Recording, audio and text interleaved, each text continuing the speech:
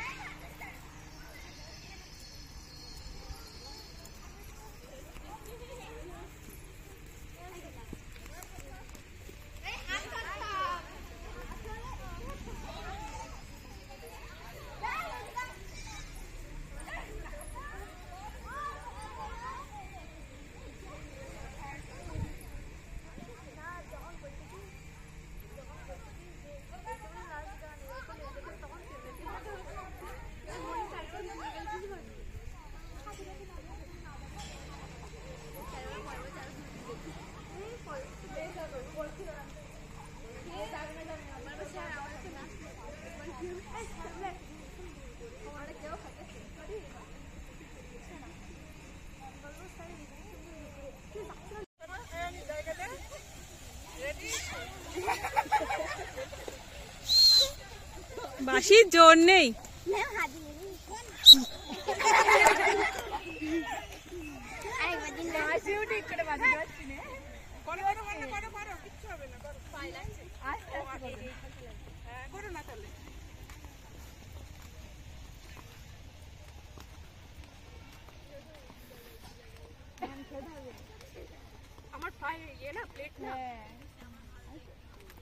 এই বর্ণনা করো না তাহলে।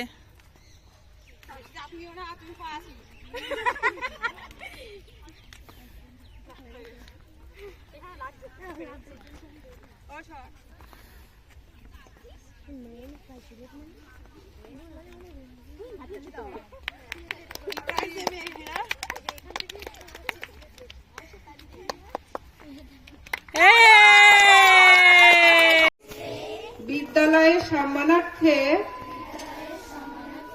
এবং খেলাধুলার মান উন্নয়নের স্বার্থে ক্রীড়া প্রতিযোগিতার নিয়মাবলী মানিয়া এবং খেলোয়াড় সুলভ মনোভাব লইয়া প্রতিযোগিতায় অংশগ্রহণ করিব এবং বিচারকের সিদ্ধান্ত চূড়ান্ত বলিয়া মানিয়া লইব। স্বাধীনতা আন্দোলনের মূল কাণ্ডারি হলেন নেতাজি সুভাষচন্দ্র বসু। তিনি প্রত্যেক ভারতীয়র মধ্যে জাতীয়তাবাদের আগুন ছড়িয়ে দেন। তিনি বলেন, তোমরা আমাকে রক্ত দাও, আমি তোমাদের স্বাধীনতা দেব।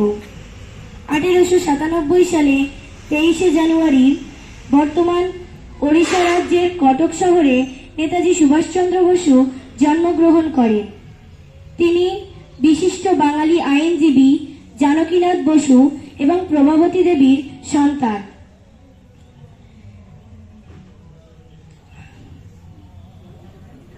তোমরা আমাকে রক্ত দাও, আমি তোমাদের স্বাধীনতা দেব। পরাধীন ভারতের জনগণের কাছে এই আবেদন জানিয়েছিলেন নেতাজি সুভাষচন্দ্র বসু। তিনি 1897 খ্রিস্টাব্দে 23শে জানুয়ারি ওড়িশা রাজ্যের কটক শহরে জন্মগ্রহণ করেন। তার পিতার নাম জানকীনাথ বসু ও মায়ের নাম প্রভাবতী দেবী। তিনি কলকাতার স্কটিশ চার্চ কলেজ থেকে বিএ পাশ করে ইংল্যান্ডে গিয়ে আইসিএস পরীক্ষায় পাশ করেন।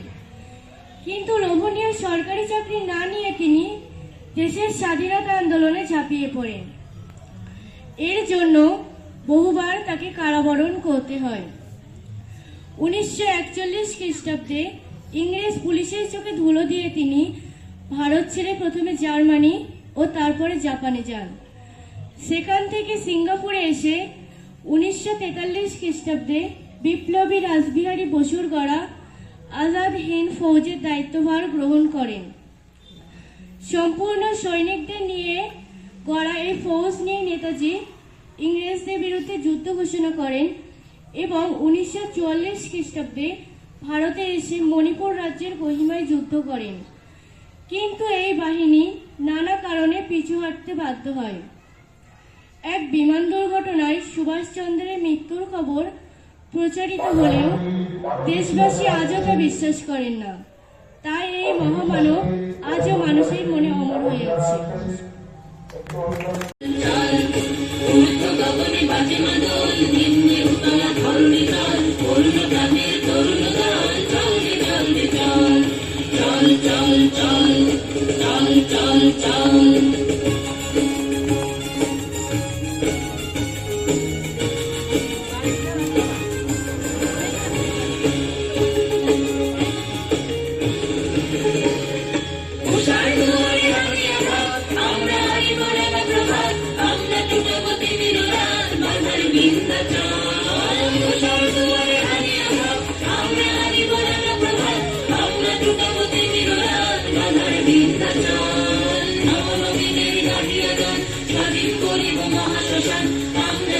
নূতন প্রাণ ভক্তি নবীন বল, নবনবীনের গাহিয়া গান স্বাধীন করিব মহাশ্মশান। আমরা জানিব নূতন প্রাণ ভক্তি নবীন